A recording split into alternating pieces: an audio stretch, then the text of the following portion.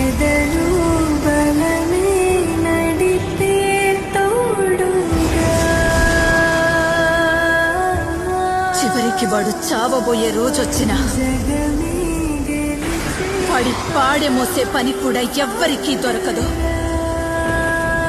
ఎందుకంటే సమాధి దాకా వాడి సొంత అడుగులే ఉంటాయి. ఆ రోజు 2 సంఘటనలు జరిగాయి. ఆ ప్రాంతం అంతమైంది.